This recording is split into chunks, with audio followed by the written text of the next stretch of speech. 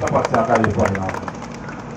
और मैं कहता हूं आप लोगों से, 5 साल सरकार रही है, दोबारा से चुनाव में गए, इस चुनाव में अनेक प्रकार के आरोप विरोधी लगाते थे।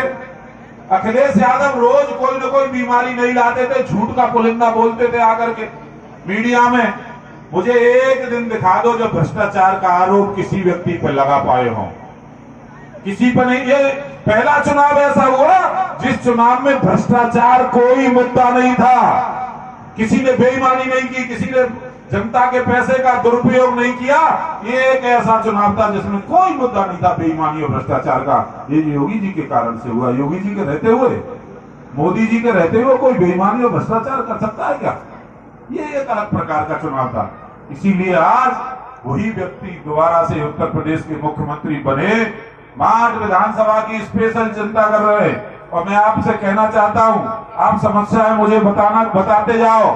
हो सकता है समय लगे 10 दिन, 15 दिन, 1 महीने, 2 महीने, 6 महीने, पर समस्या एक भी नहीं बचेगी।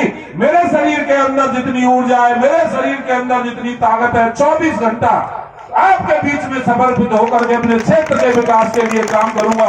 अच्छी अच्छी योजनाएं लाऊंगा, अच्छे अच्छे हॉस्पिटल बनवाऊंगा, स्कूल बनवाऊंगा। बेटियों के लिए पूरे मांड विधानसभा में कोई कॉलेज नहीं है। मैंने कहा परसों मुख्यमंत्री जी से, तो बोले ऐसा कैसे हो जाएगा? मैंने कहा देख लो जी रिकॉर्ड, बुला लो अधिकारियों को, दिखवा लो। मैंने कहा एक विद्यालय नहीं है जहां हमारी बेटियां पढ़ने के लिए जा सके। माहौल तो आपने सुरक्षित दे दिया।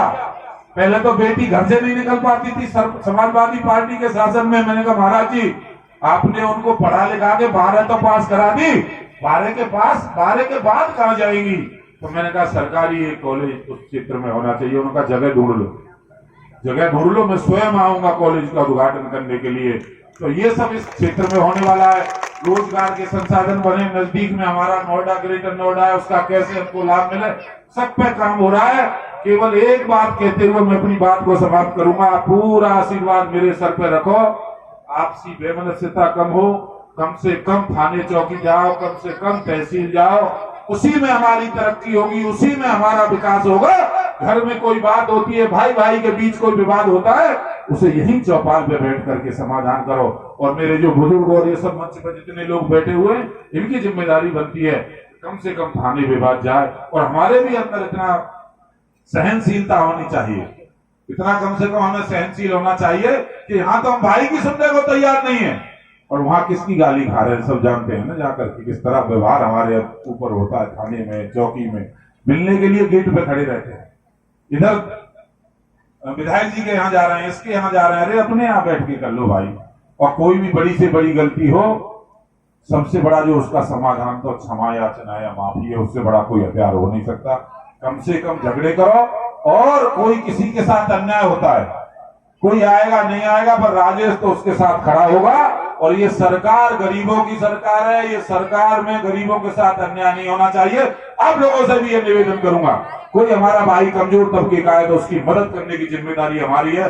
समाज में कोई माफिया, कोई गुंडा, कोई मवाली उसको तंग ना करे, ये जिम्मेदारी। यदि मुझे सूचना मिल गई तो मैं पूरा देख लूंगा, कोई दिक्कत नहीं। सूचना ना मिले वो अलग बात है, क्योंकि यहाँ तो आतंक का राज रहा है। जिस तरह से गुंडागर्दी रही है, जिस तरह से लोगों को ब्लैकमेल किया गया है, तो ब्लैकमेल करने वाले आज कहीं दूर दूर तक नजर आते नहीं है। उनको और अंदर वाले कमरे में भेज देना है। ये काम अपनी मेहनत और अपनी ईमानदारी के दम पर कर सकते हैं।